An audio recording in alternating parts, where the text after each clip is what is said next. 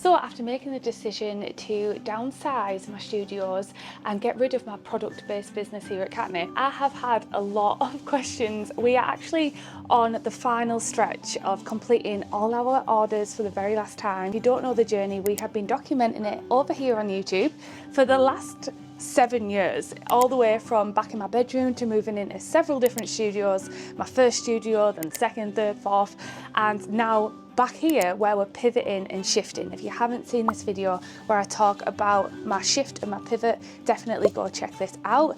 Anyway, we are on the final couple of weeks and the downsizing diaries are going to continue, but I have had a lot of questions and I'm actually packaging orders today.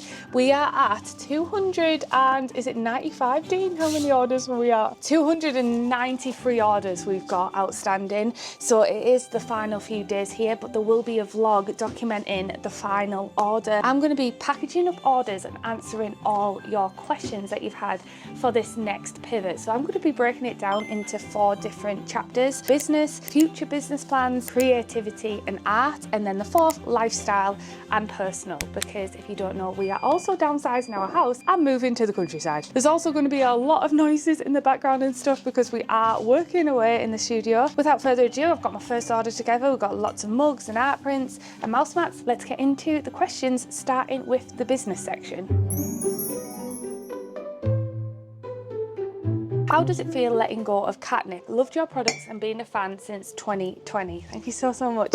So it is weird because it is kind of a little bit bittersweet because this is all I've really ever known at Katnipp, and my initial goal with Katnipp was to just build a brand and allowing me creative freedom, and all my goals were when I first ever started was just to make minimum wage doing something I love to do. At the time I didn't have the creative skills to be like a professional illustrator, but that is something I always wanted to work towards. I've always had the dream of doing my own children's books, which is where we are going in the next chapter, which I'll go into if you're just new on this channel. That is why I'm doing a lot of the pivots that I'm doing, because every single year I've had having children's books on my list of things to do, and I've never ever got round to do it because as the business grew, as my personal brand grew as well, which allowed me a more diversified income, it drew me more and more further away from what I actually intended to have happen here at Katnipp.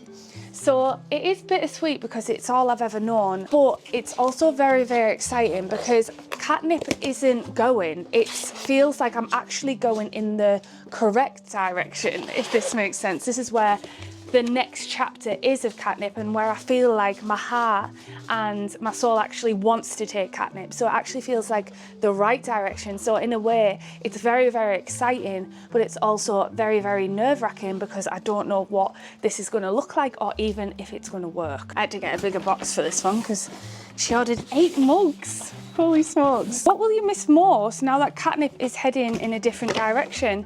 I think I'm going to miss the kind of routine we have at the studio, but then again I also don't love doing the same thing day in and day out either, so that's one of the reasons I wanted to change. I didn't love coming into the office every day in, day out. I do like to have little adventures every single day. Life is so short and I'm the type of person who needs a little bit of a change, so I guess there is the routine of like coming into the office and stuff, but then again that's also one of the reasons I wanted to change as well. And also the product launches and just being together as a team in the office and the banter we would have and like just chilling out, packing parties after a big product launch and getting excited and stuff like that. I think that's probably definitely what I'm gonna miss. Yeah, it's really fun. So I guess like the team and being together, and yeah, that's probably gonna be one of the biggest things that I'll miss when we get rid of the studios. Also just like making the studio look nice and having the orders on the shelves and looking around and thinking, oh my gosh, we designed all these. It's just crazy to think and look when you actually take the time to like stand and look around and see what you've actually grown. It's actually a little bit insane. So how are you so productive designing products while being so consistent on YouTube? You run a business while also posting consistently across 2 channels, and you also manage to travel too. How do you have time for everything? I have to admit, the way that I was living the past year or 2 was not sustainable long term. I am quite like a high energy person. I do have a lot of energy. I don't like to rest for too long. I get kind of a little bit ants in my pants. I can't sit in one place for too long, so having different things really stimulates the way I personally work. But I feel like that is not for everyone, so you have to listen to how you function as a human and how your brain is wired. For me, I like to kind of hop between different tasks, and having different things to do within a week is really kind of stimulating to me, especially if I'm really passionate about what I'm doing. For example, travel I'm passionate about. I absolutely love doing YouTube. It is my favorite thing to do, connecting with you guys, editing the videos, filming the videos. I learned that I absolutely love doing that. Oftentimes I will plan my week, so I'll have a weekly to-do list of goals that I need to get done, and I'll work through that goal to-do list. I also don't do a lot of, like, I don't play a lot of games. I almost feel like my business is a game sometimes, and I'm genuinely passionate about like doing YouTube and stuff like that. So I actually find it fun and exciting. So on my weekends, for example, I would edit a vlog, or when I'm traveling, I would also do work. This is, I think, something that you wouldn't particularly see. When I'm out and about traveling, I am still doing Katnipp stuff. So several times I actually have designed products on the road while I'm traveling. I have answered all my emails, done my sponsorships, kept up with the business. Dean, every morning when we travel, would answer customer inquiries. So we would have a travel work routine. So it becomes less about like, this box is broke. Well, I'll have to put it in a different box, that's annoying. We would have like a whole routine where we'd get up and we'd have to do emails and customer inquiries and stuff like that. Also, when I travel, I edit my vlogs. So when I was in Disney World, for example, on my trip with Victoria, I edited and uploaded 2 Japan vlogs for my personal channel. But that is still work, and it's still unsustainable for the long term. And I realized it's not something I could do, particularly if I want children and I want to like grow a family and stuff. Having that constant work mode is not healthy and will actually burn me out in the end. That's one thing I've always struggled with. I actually remember talking about this years and years ago now. I struggled with burnout really bad when I was just starting Katnipp, because I had several jobs. Because I'm excited and quite high energy, I don't listen to my body, and I tend to push through that and just keep working and think, well, no, this is my goal, at the detriment of probably my health.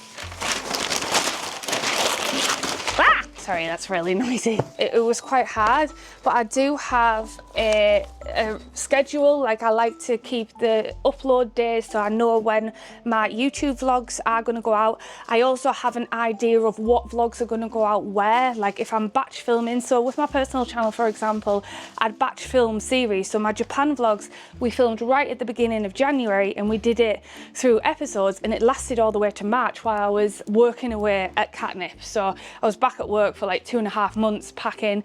But as it looks on my personal channel, it looks like I'm constantly away, but obviously I'm not. That whole series was filmed within 2 weeks. So batch filming really helped. It helped keep me consistent with Catherine K, and then coming back and then juggling Katnipp and doing all the tasks at Katnipp. Let me just crunch this down, it's so noisy. But like I mentioned, that really isn't sustainable to work in the long time, particularly if I wanted to grow a family, which is why one of the reasons I'm taking the steps I am, to allow me more time, because I have to pivot now. Because I thought, well, when we have children, how on earth am I going to be able to juggle everything? This was the solution that I thought, and also was more towards what I wanted in life anyway. Let's tape this up and finish this order. This is such a big order. How cool. Where is this going to? This is going to USA. Jenna, thank you so much. If this was you, let me know in the comments. What is your favorite studio you've had and why?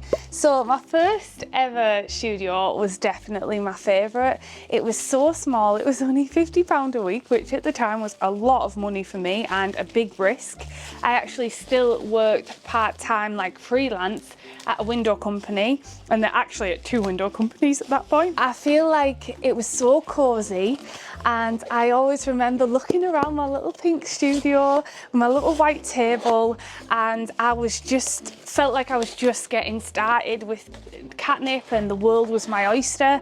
And I have to admit, I still have that feeling now, because I feel like I am just getting started with Katnipp. Honestly, I know you might not believe me when I say that, but it is very true. I feel like I am just starting out. Like, this new chapter is as exciting to me as those times, because it's something else to work towards. And Katnipp is something that I feel like I'll be in for life. I've said this a lot of times. I genuinely feel like this is my soul's passion and a soul project I would love to always work on, whether it's having a physical product or writing stories or illustrating characters or connecting with you guys. When I really think back to my childhood and what used to light me up, I used to love going on online communities like Neopets, and like kind of as an escapism I would go to these online worlds. And I had a pixel doll site when I was like 11 or 12 to 13, and I was on one of the top 10 actually. It was called Doll's Garden. With a Z. I actually designed my own pixel dolls and cool outfits, and I even learned how to code and built my own website with HTML, and even like used drag and drop, like learned how to drag and drop clothes, and had my own doll builder. I wonder if one of you guys actually used to be on there. And I remember at school people saying to me and not believing that this was my website, because obviously I was only a child at the time. And I guess they thought like adults made it, but it wasn't, it was me. And I think then I moved on when I was in like year 7, 8, 9, I moved on to Neopets as well. And you'd go on, and I built my own guild where people could go. So I've always been into world building, having a place and a community for people to come and enjoy and like have an escape from reality too. And that's what I want Katnipp to be to people. I want it to be a slow escape in a world that's slowly becoming more and more chaotic, more and more consuming. I want you to come with me and like slow down, have a little bit of joy, a little bit of whimsy, a little bit of fun, hopefully a little bit of inspiration. And I found that I can do that through my vlogs, through Catherine K, through Katnipp. And Katnipp started to not become that. It became everything I was wanting it not to become. It became hustle, it became chaos, because that was the reality of how growing a business was at the time. And I thought, this is not what I want to do with Katnipp. I want to build a world where people can escape online into cute whimsy characters, where they feel safe and they are welcome. Everyone is welcome, and yeah, it puts a smile on people's face. That's my goal, and I hope to do that in whatever way I can with the different changing technologies, and have even just a small tiny community. And I think I've done that since I was a kid, and I feel like this is my outlet for that as an adult, and it's really fun, and I absolutely love it. And it's kind of like healing your inner child as well. I don't want any judgment here. This is going to be a place of safety and community.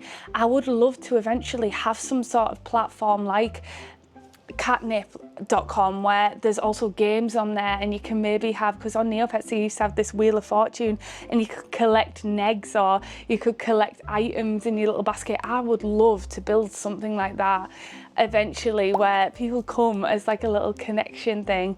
But I don't know, if not, just having like these YouTube channels and like a little escape for people. I've started to call my vlogs on my personal channel Slow Down Sundays, because when I travel I try and capture the little moments, like the rain splattering on the flowers, or seeing a little cute dog, like when I was in Japan in a little Mickey outfit or whatever. Those are the times and things that I value personally in life, like the little joys, the little moments that are so beautiful and whimsical and make life worth living. So although I go to like these big extravagant places like Disney and all this, really, it's actually the little moments that are always the best. And it's always the little towns or the little coffee shops or the little dog on the street that actually ends up being the best. And I actually don't believe you need to travel to any of these crazy places to experience that. How have I totally gone off this? Wait, this was not even the original question. The original question was, what is your favourite studio? I went on a total rampage there, sorry about that. But yeah, my favourite studio was my first one because it was just so exciting and so beautiful. And I just remember sitting there, the rain. I remember it being September, and I actually think this was just before my first ever studio vlog went live. And I was in my black cardigan that I'm in my studio vlog 01, because that was like my favourite cardigan at the time. And I remember sitting there and it was raining outside, the window was open, I could smell petrichor coming through the window, and I had a little white tub with loads of pens in, really cheap pens because I couldn't afford Copics at the time. And I was sat there and I was illustrating, I was listening to the rain and smelling the petrichor coming through the window. And I remember looking around and taking a deep breath and thinking, oh my gosh, this is the life, I love it. Where's that beeping noise? Hello? Oh. It was my mug press. But yeah, I'm hoping to get moments like that back again, because I feel like that is the moments that make life worth living. I'm gonna write this customer address on. All right, next question. What was your favorite product you ever made? I have to say my favorite product was my plushie keychain charms. Literally the best thing ever. Taking them around, and also my apparel as well, actually. Taking them around with me and having people comment on them live in real time. In fact, I had just uploaded a Disney vlog and I mentioned that I'm wearing my Marshy t-shirt, and when I was wearing my Marshy t-shirt, my Marshy ears that got gifted to me, and also had my little Marshy bag charm, I got so many compliments that day. People going, oh my gosh, your little marshmallow in the space helmet is so cute. That, guys, is the best feeling ever, because they're laughing at this top. I don't really take life too seriously, and I think spreading that joy and seeing people's actual reaction to my stuff when they don't know like I illustrated it or anything is so fun to see in person, like literally so fun to see. And having the little bag charms and having photos get sent to me of people around the world enjoying life and wearing the t-shirts or wearing the bag charms in person, in life, and taking photos around Disney World or Japan. We've had photos, and even Shanghai, I think, oh no, it was Hong Kong. I think someone took Sakura-chan to Hong Kong, and honestly, that feeling is amazing. Like, it feels so cool to see you guys enjoy it and have fun with it, and just have one of those like daft moments in life where you're just having fun, you're taking a picture of your little plush toy. I actually always remember going to Japan and I went to the Hello Kitty museum, and when I was there was this girl who had just bought a little cute Hello Kitty like plushie from the exhibition, and she was taking her time. She set down her bags and she was taking her time. She propped her little items onto the wall with the fountain in the background, and I actually captured this on my vlog, and she was taking pictures. That to me is what life is about, those little joys where she's probably smiling to herself, she's by herself and she's propping that up, and that's gave her a little bit of joy that day. Having like these keychain plush charms and things that soothe or provide comfort. One thing I will say as well is having these little plush charms, as much as some people might not like them or it might not be for them, for some people it's also like something that puts a smile on your face when you look at them and you're carrying it around. Say you've got anxiety or you struggle with traveling and you're a little bit scared of planes or doing something that maybe makes you a little anxious, having this little bumblebutt that's got a little smile looking down at it, it's like a soothing thing, it's a comfort, it's something that makes you laugh and you're like, come on bumblebutt, let's go together. And it can help soothe and ease anxiety, which is definitely what I want to do here at Katnipp, and not take life so seriously. Enjoy that little moment. It's so fun, it's so cute. Why not do it? Some people might go, oh, well, screw them, like, we're just out here having fun, do you know what I mean? It's cute and it's adorable. So yeah, definitely my plushies and my apparel. I think it's so fun, and I will actually be going into that in the next section when we talk about the plushie keychains, because we had a lot of questions about them. I have always loved everything about your creations. You've truly been an inspiration to me. Your YouTube videos encouraged me to start my own channel and even gave me the confidence to speak more in English, which is my second language. Oh my goodness, that's amazing. I can't believe you learned how to speak English from me. I've got a very, very thick northern accent, so that's actually quite funny. In fact, I remember getting a YouTube comment once about someone thinking I actually was German attempting to speak English, and they left a comment, this was ages ago, they left a comment on my vlog saying, oh my gosh, her English is terrible. And I was like, that's funny because I'm actually British, so because I know my accent is definitely not for everyone. What were some of the hardest moments in your business journey and how did you get through them? Some of my hardest moments were actually not the moments where like things were struggling, because strangely they provide me a sense of almost excitement. This is weird, but it almost gives me a challenge, and I love a challenge. So these sorts of things like used to light a fire up in me, because I'd be like, right, we need to pivot and we need to adapt. What are we doing next? And that sort of thing would excite me almost. It was like a challenge, like, right, how are we going to overcome this? So it actually wasn't those moments that surprisingly were tricky. I'm checking my mic still on. It was actually the moments when Katnipp was doing really well and I was struggling mentally. So the worst place I'd been in was in 2020, and Katnipp was doing really, really, really well. We were in the big studio, but physically I was at the worst space I'd ever been in.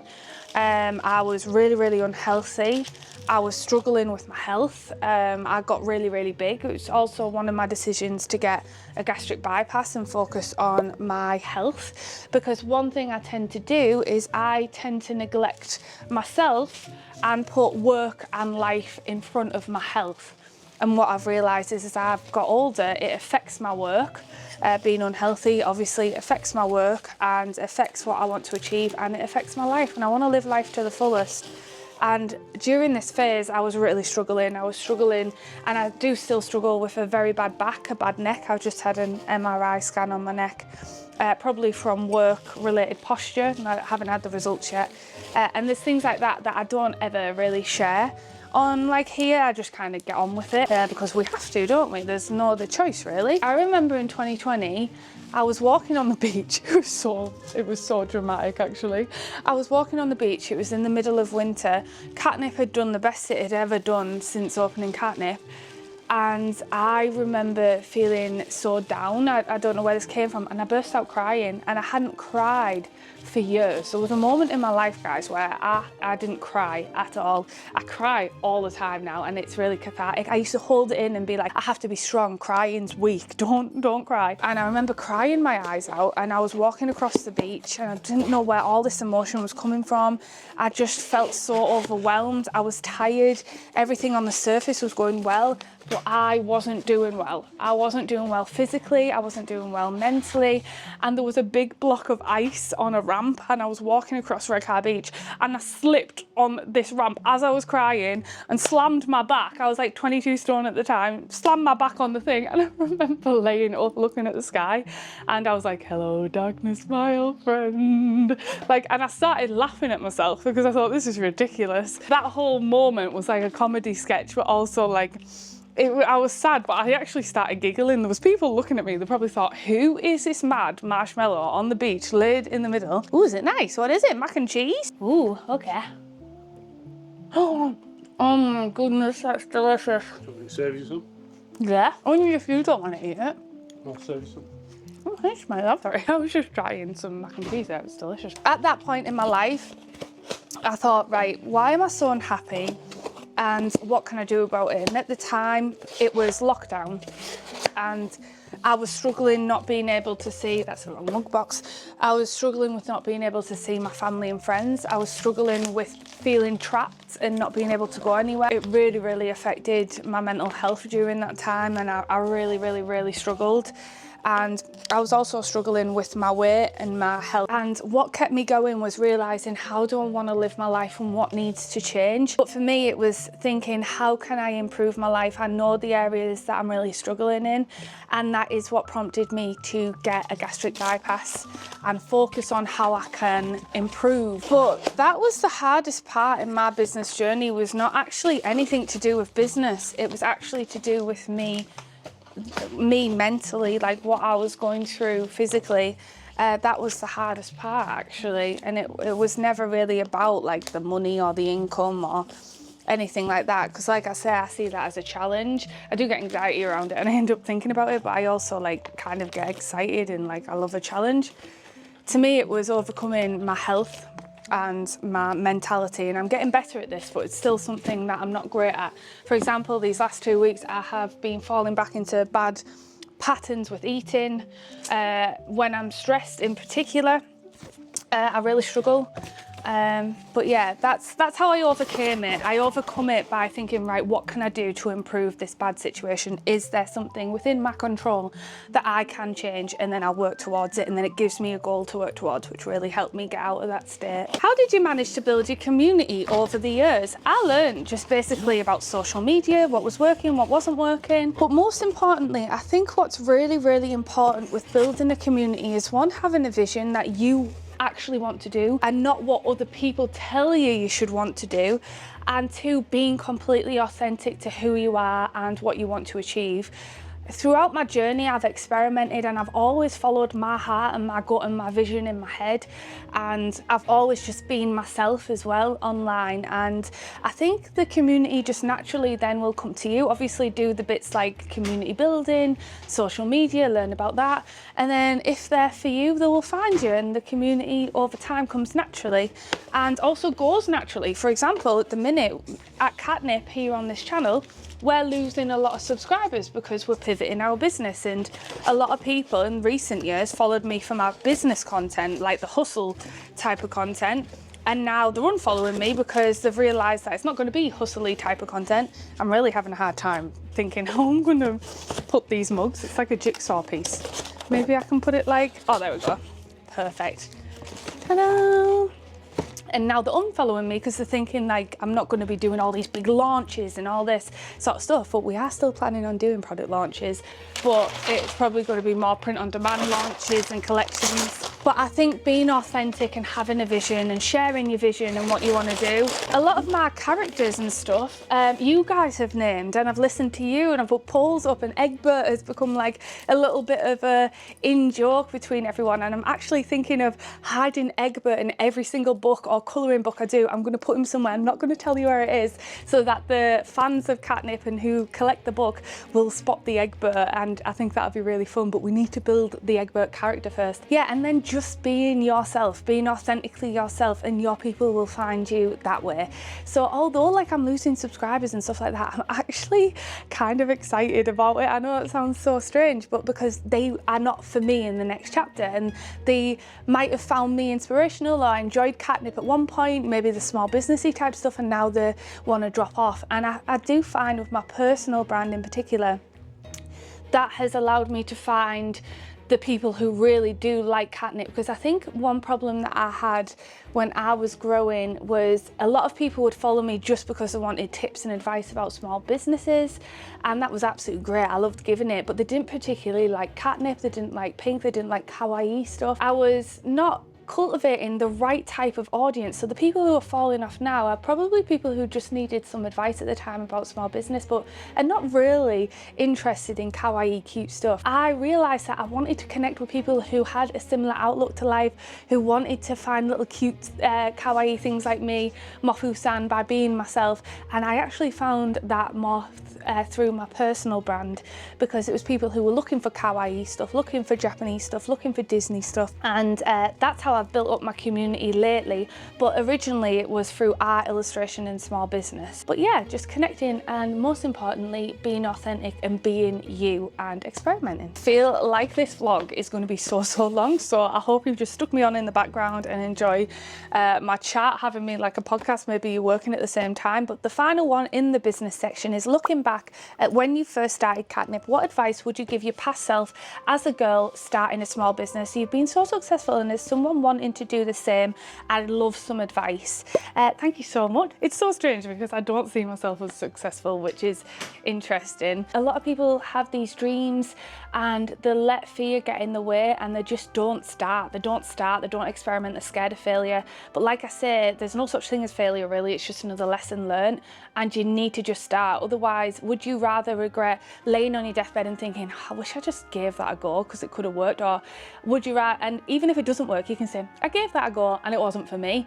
I'd rather do that and be like, well, remember when I did that and I pivoted and I tried to do that and it didn't work and it was a big flop. I'd rather do that than go, what if? Or what if that did work? Or I wish I tried that and to see if it did work. Stop with the I want to open a small business and just start. Get your first sale, make your first product, sell it to a friend, sell it to a family, and then learn along the way as you get going. Because the more you just think about it and keep it in your head, the more it won't happen, because you'll always find an excuse of why it's not the right time, why it's not ready yet. And my business looks drastically different now to what it did when I first started, and it's going to look drastically different every probably 3-4 years, because business always pivots, people always change, trends always change, the market changes. What worked 100 years ago doesn't work now, what worked 10 years ago doesn't work now, and you always have to be pivoting and adapting. So there's never going to be a perfect product ever, because a perfect product now, you could launch the most perfect product now and it could be completely redundant in 2 or 3 years time. Just start and get yourself out there, make your first sale and don't hold it back. Right, I'm going to have my dinner and then we're going to move into the second chapter, which is the future business plans.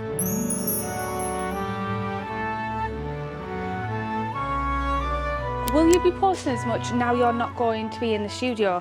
Yes, I will be. I'm actually hoping to post more, really. I want to open an ambience channel where you can hop into the world of Katnipp. I've thought so many times about a YouTube kids show channel, which probably will not be for quite a few years, to be honest, but I'd love to have like Calm with Katnipp or something, where it's a place where kids can come and have a more, rather than all this overwhelming, overstimulating content that they consume, it's much more calm. It's about being creative and stuff like that. That's one of my dreams, actually. I'd love to do that for children so they can get creative and do more tactile things with the hands and draw with me and tell cute stories, a much more slower pace of life.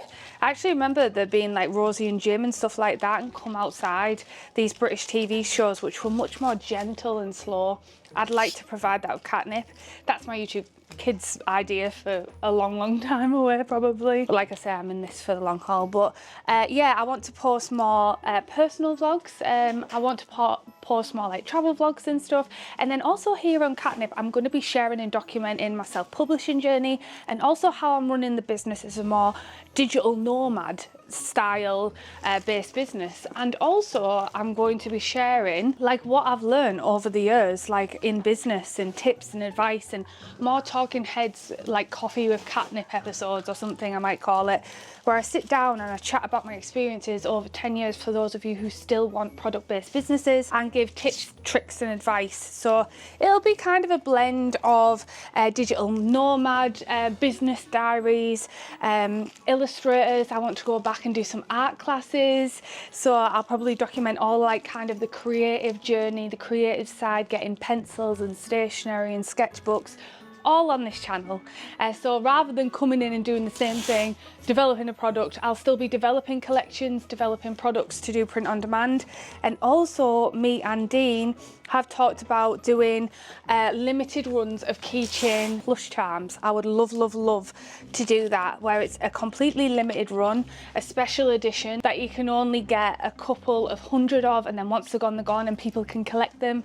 We really want to do that and probably ship them from our cottage. So there's all sorts of stuff. I don't know what it's going to look like or what it's going to entail, but I'm going to document all of it because I think it's cool to grow. And we're actually going to an event in London which is all about licensing, because I really want to, in the next 5 years, have my character licensed to some business, small or big. So we're going to go. I can hear Egbert tapping away over there. I wonder if my mic picked up. So I want to have my Katnipp characters licensed. We'll be going into that sort of journey. I'll be documenting my findings and what I'm doing. So yeah, it's going to be like how I'm going to build Katnipp going forward, and also my children's book journey, my colouring book journey, and I'll be documenting every single bit of it. So it's going to be much more like more creative, I think, than it is going to be product making.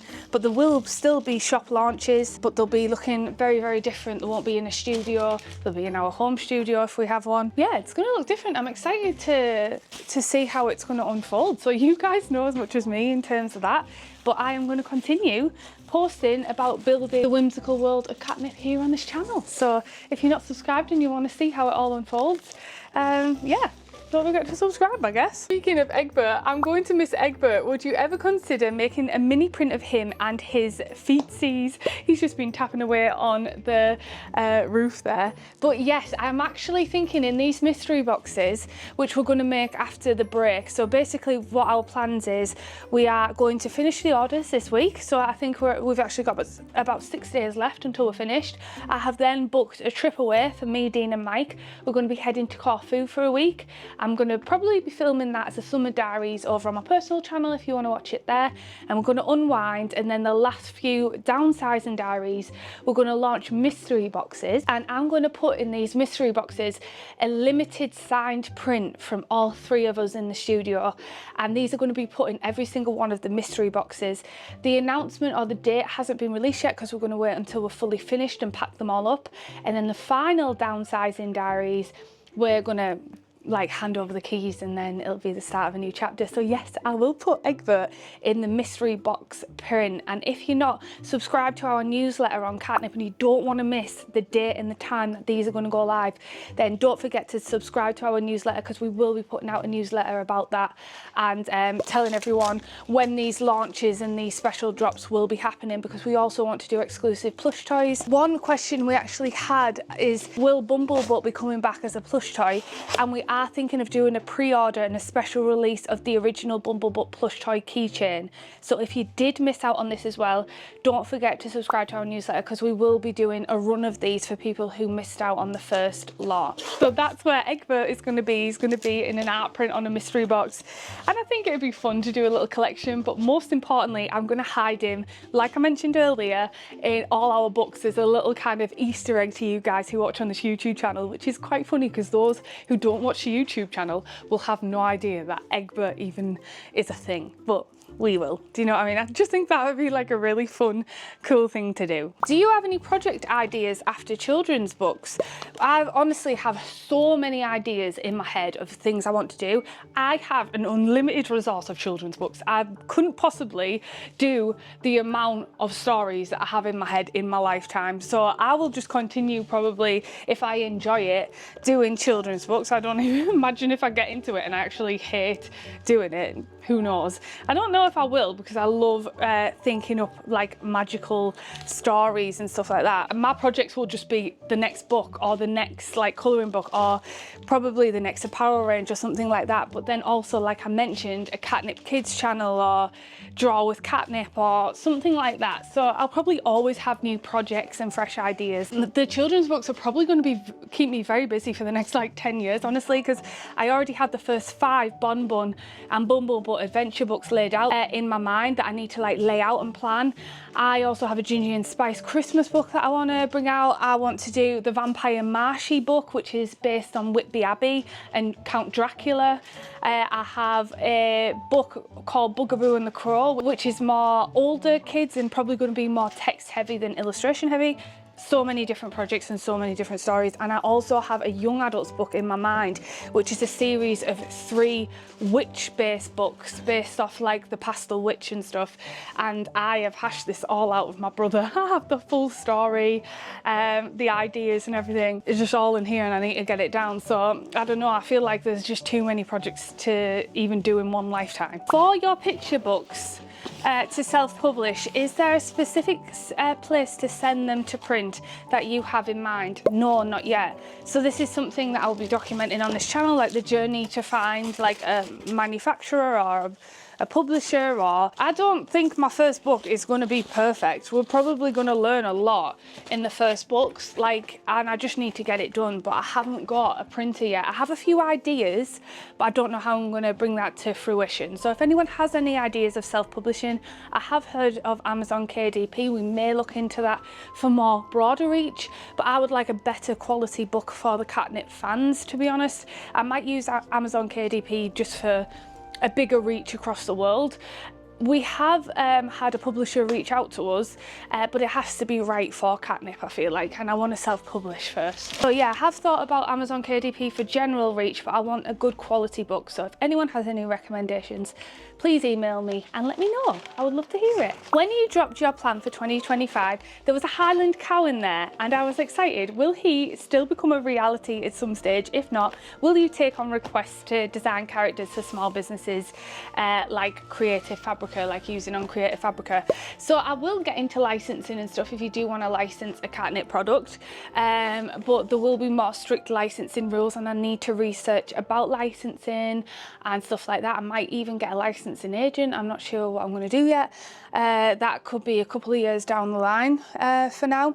But the Highland cow was actually from this series. When it was the Autumn Diaries, we went out in Peggy the van and I found this little Highland cow on the shelf in a service station on the way to Inverness, and I called him Pumpkin, Pumpkin the Highland cow. I've actually just packed him away. He's in the garage at the minute, sorry Pumpkin, as we pack away our house. And yes, I wanted to bring him into Katnipp form, and I still want to do that. I still will focus on collections, but there will be print-on-demand collections. So it'll be things like t-shirts, art prints and stuff like that, and other things that we experiment with, maybe mugs again. We still need to experiment with all that, but I definitely do want to bring Pumpkin the cow into product form. So watch this space. What products are you going to miss having a physical hand in making? And on the flip side, what products are you most excited about offering through print on demand or digital delivery? One thing I'm actually really excited for is more like icon packs and themed desk spaces. I absolutely love looking at cozy desk setups and stuff, and I love seasonal living. I love creating a home environment or an office environment to go throughout the seasons. And I always loved the idea of a Katnipp, like my desk pads, following the seasons, but more like desktop icons. You match your phone to match, and everything is in that season and you're in the world of Katnipp at your desk, which is also a reason why I want an ambiance channel as well, so you can kind of put that on animated in the background with nice music to match the season. So I'm really excited to do like that sort of stuff, like cozy desktop and icon packs, and you can spend time making it all pretty. That is one thing I used to love doing when I was a kid on my 90s computer, is changing all the icons. I used to have like a little cursor that I would change to like a little pink cursor, and I would spend time making my desktop really pretty and all my folders and my colour scheme and my theme for my computer pretty. So I would love to create my very own versions of that for Katnipp. But another thing I'm really excited for is to expand my apparel range, because there is no better feeling than people being out and about wearing Katnipp apparel. I think I've told this story before, but I actually got a message off one of you guys saying that you're in Maryland, I think, US, and they were walking across the boardwalk, or they were walking somewhere, and someone was walking and was like, oh my gosh, is that Katnipp, is that Bumblebutt? And this is all the way in America, and here I am in the northeast of England, and this is happening, and connects people like that, this very small niche. Because one thing I find really, really cool is the fact that Katnipp is such a small and niche community that if you see someone wearing another Katnipp item and you're a fan of Katnipp, it can get strangers talking and even get people being friends with one another through the shared like connection through Katnipp, which I just think that is cool, like the coolest thing ever. And yeah, that's just amazing to me that you could possibly even make friends with someone by wearing a Katnipp top, because it's so like niche and small. And yeah, I think apparel is definitely up there, because that's one way to see it. And also like my keychain plush toys as well is also something I'm excited to do, because I want to create my characters in all little outfits that follow the seasons. I think that'd be cute. If you did not draw or have Katnipp, what other career would you have? I feel like I would love to be a writer, but I'll be honest, I struggle with my spelling. You guys probably have seen this, because I don't think or double check things when I write. I just write it all out on my phone and post it there and then. And that would be one thing that would hold me back. I really need to learn how to get better at that. One thing I always used to struggle with, I don't know if it was like a mild form of dyslexia or what, but back when in year 3, when I was a child, I struggled with my letters. I used to get everything muddled up. So I would get B's and D's, I would write them like the wrong way around. I was actually the very last kid in my class to ever be able to get a handwriting pen, and I remember begging my teacher, I can even remember this, begging my teacher, please can I get a handwriting pen? There were these Red Beryl handwriting pens, and I really wanted to write with it because everyone else had a pen and I had to keep writing with pencil because I keep getting all my like B's and D's and stuff muddled up. I couldn't figure out which way is which. I also struggle with my right and left, so I have to go like this and look at the L if it's left. So Dean or whatever will laugh at me because they'll go right and I'll go like that and they're like, that's left, Catherine. I'm like, oh, I have to go that way. But I don't know if that would hold me back. I'd like to think it wouldn't, and I would overcome it somewhere, but I think writing would be really, really cool. I guess I kind of am becoming that when I'm writing and illustrating my own picture books. So yeah, other than that, probably photography or something, probably back to being a graphic designer again. It'd probably be something creative, or a bake shop or something where I got to be creative and I got to create a space that people could come to. I'd really love to do that as well. So right, moving on to the next section. This is going to be such a long vlog, holy moly. Have you ever had a period where you hated everything you drew? If so, how did you get past it? I think everyone goes through this stage and everyone dislikes what they draw at one point. Sometimes I still go through this. I went through this the other day. I started drawing like this cute girl and it was not turning out the way I wanted to, and I got really frustrated. The sketching part is always the hardest bit because it's like the bit where it's a blank page and you have to make it all come together, and that's the hardest bit to do. And the more skilled you get and the more you illustrate and the more you get past this perfectionism of it being perfect and the more you sketch, the more confident you get making lines on the paper and being able to bring what's in your brain to the page. But I definitely still struggle with this. I struggle with it all the time, and I think probably every artist and illustrator does. I'm going to have to write this down. This is going to Helen. What are your thoughts on self-publishing? So my thoughts on self-publishing is, in this day and age, it is amazing. It allows us to reach with our audience and publish things without a lot of restriction and have a lot more creative freedom. From what I've heard and what I've researched so far, I actually took Julia Donaldson's masterclass on the BBC. Having a publisher has a lot of moving parts from it, and a lot of your creativity is actually dictated by the publisher. So they can change your story if they feel like it doesn't fit. They can change the book cover if they feel like it doesn't fit, etc, etc. Unless you're at a point where you are completely established and are given complete creative freedom. So self-publishing for me allows you to have a lot more creative freedom and not have to worry about having mass appeal and focus more on what your audience wants rather than what the general public or wider audience wants. So I love the idea of having a more niche community where you have more creativity, and it also means you can put out a lot more books than if you were the traditional route. Because going the traditional route, and I've actually illustrated a book for a friend before, it takes a long time because it has more moving parts. It has a graphic designer, it has an editor, it has the publisher, it has rounds and rounds of like edits and changes and things that need to be made, and it can take like over 1.5 years for a book just to get out. And whereas if you self-publish, if you really wanted to, you could have your book out within a month or two, edit it yourself or get your friends and family to edit it. Also, one of my biggest inspirations in the world, Beatrix Potter, actually self-published her first ever Peter Rabbit book.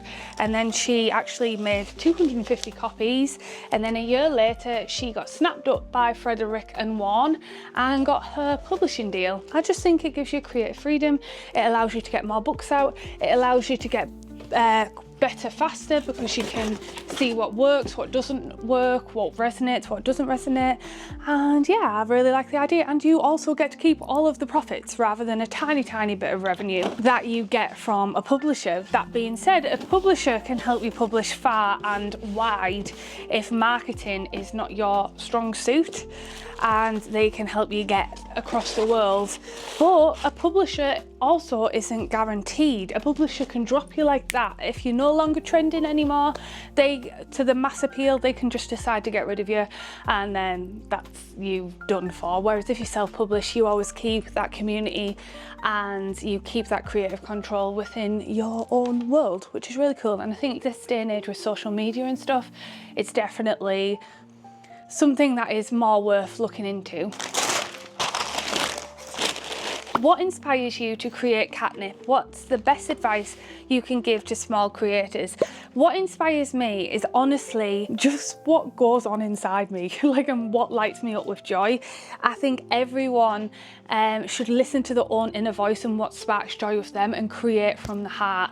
Everything I create here at Katnipp is like an insight to my brain, and I often think you can kind of see the personality of the artist through the artwork. And I definitely think mine's a bit funny, a bit daft, a bit silly. A lot of my items are really chubby and doesn't take life too seriously. And I think it's all things that I grew up to love. I really create from the heart, and I also think having mini adventures every day, you don't need to travel.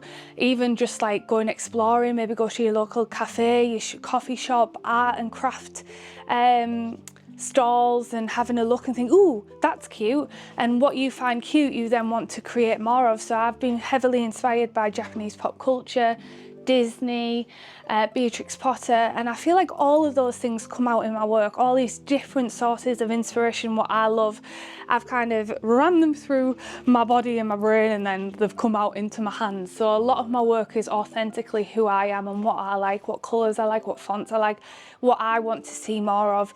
And it's more just who I am as a person and as an artist, and I let that flow out through Katnipp. And yeah, what do you want to create? What do you want to see more of in the world? For me, I want to see more joy, I want to see more silliness, I want to see more beautiful, whimsical, joyful moments in life. So that is hopefully what I create, both with Katnipp and my characters, and also hopefully with my vlogs as well. So yeah, and I think my best advice is to be you, and don't be afraid to be you, because there's only one of you and you are incredibly unique. How did you discover your art style? I'm having a hard time finding mine.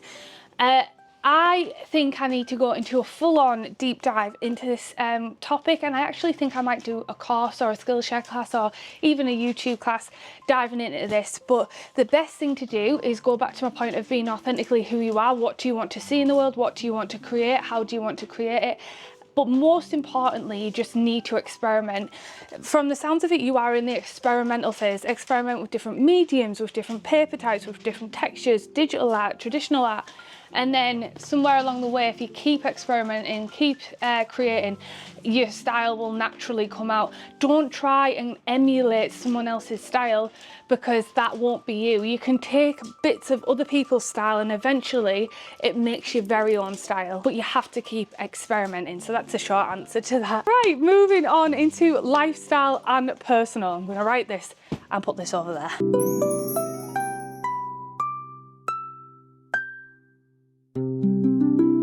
What were you like as a child?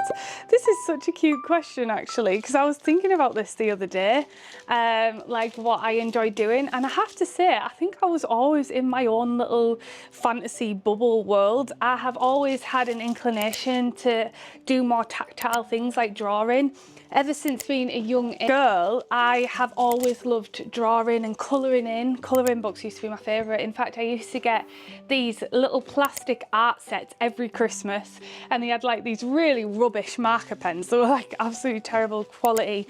And I used to always get these art sets and draw with them. And as I say, when I was a child, I also had a Pixel doll website when I was like 11, 12, 13. And when I was really young, I used to have this little yellow and red writing desk. And I had this until I was about 11 years old, and I finally got rid of it.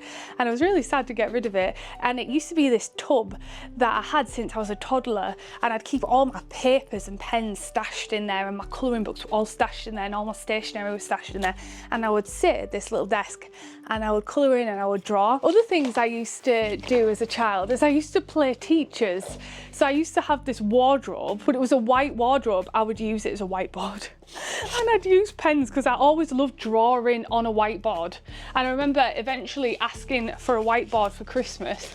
And I remember in my GCSEs teaching myself on a whiteboard and writing down the lessons that I needed to learn. I used to have this little tiny toy checkout, and it had this little mini conveyor belt. You used to press a button and it used to go and it would get all the tins out of my mum and dad's cupboard, and I'd lay up the whole back room as a supermarket, and I'd sit there and I'd click the little button on the tannoy and I'd be like David to till 2, please, David to till 2. And I'd like be stood there like with my little cans, blooping them all the time, and then going back around the other side and pretending to be the customer. And I would play with myself, like literally would play with myself, because my brother and my sister we had a big age gap, and I was the oldest child. And I always remember just being in my own head, in my own little bubble. I remember in primary school being in my own little bubble half the time and playing like games and stuff. And I went to this primary school and there was a ship in the yard where kids used to play, and I always remember like running across the yard and I'd be playing pirates,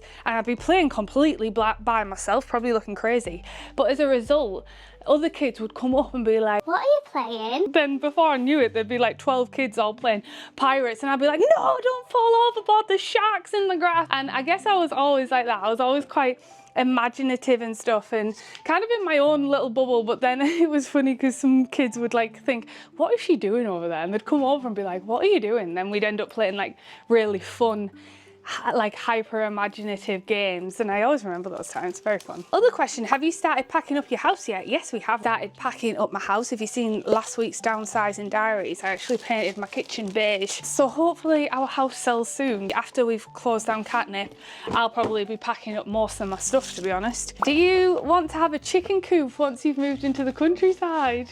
How cute's that? Well, our garden's actually really, really small. It's quite a small cottage garden out the front and back, so we could still have to. No, Dean, we can't have a chicken coop. Because we travel a lot, we wouldn't be able to do that. But our actual ultimate goal, which I don't know if I've ever shared with you guys, but I've definitely shared over on Patreon. I feel like my wig is slipping back as we're chatting. Is it slipping back? I think it is. One of my biggest dreams to have is to have a farmhouse with some land. It doesn't have to be huge, but I really would love outbuildings to move my family into, like a little homestead with all my family, like my mum and my dad. I would love to be able to have them with me as they're growing older, and we all have like a big community, and hopefully me and Dean can have children, and then we could have chickens and maybe 1 or 2 sheep we could call Sugar Puff, stuff like that. Like, how cool would that be? Imagine if we got a Highland cow, Dean, as a pet. Why can't we get a Highland cow as a pet? That would be so cute. But that's the ultimate dream goal that I'm working towards in terms of my personal life. How excited are you for a Christmas in the cottage? Dean's smiling, because this has also always been Dean's dream as well. There's a fireplace that has been boarded up, and we're going to open that out and get a traditional fireplace built back in, like a heritage stove kind of built back in again. I'm not going to miss that noise. But we are very excited for Christmases at the cottage and autumn at the cottage as well. We've got 2 more questions. Is growing your family still on your future plans? Yes, it is. Me and Dean are currently going through fertility. What would you call it, Dean? Well, it's not fertility treatment yet, but it's a route for, yeah, it's a process for fertility treatment. So Dean is all good to go, and me, I am currently undergoing investigation. So that's been one thing that's been hard as I downsize, like these, as we're making these shifts and stuff here at Katnipp. I've also been juggling going to appointments for like my fertility and getting scans and getting tests and stuff like that. So we are currently getting tested and seeing what's going on with me, why I am currently infertile and why I'm not getting pregnant. And yeah, it's still on the plans, and then possibly IVF to see if that's a possibility for us, but we'll soon find out if it is or not, because obviously if there's no chance and I'm completely infertile, then I might not have the option to go through the IVF route, but I'm hoping I can. I don't know if I'll share much about that because I'm going through it, and I find that sort of stuff hard to talk about while I'm in it. I find it easier to talk about when I've overcome it or when I've like went through the process rather than being in it, because emotions are still a bit like high with that sort of stuff at the minute. So yes, I still do plan on growing my family. This step of me downsizing the studios is one part of and having a family is one part of the reason I have decided to downsize the way I'm doing things and not have a product-based business anymore, because I think I've always ran on a very high stress, high cortisol lifestyle. I do this to myself, and releasing the pressures of having a product-based business will hopefully allow my body to be less stressed and hopefully allow a baby to come. And one thing that's really strange is when we were viewing this house, I don't know if I'll leave this clip in, to be honest. When we viewed this house in the countryside, because we actually did view another house which needed a lot of work doing. It was a big, massive 5-bedroom home that needed full renovations and would have been a project for over 5 years. But then I was replacing one stress with another stress. Whereas when I went to this cottage, I felt this overwhelming sense of calm. And I remember I was in the bedroom, and the bedroom was pink, the main master bedroom was pink. And I was looking out of the window and I got this overwhelming vision of me holding a baby and rocking from side to side like that. And I was just stood in front of the window, and that image went through my mind.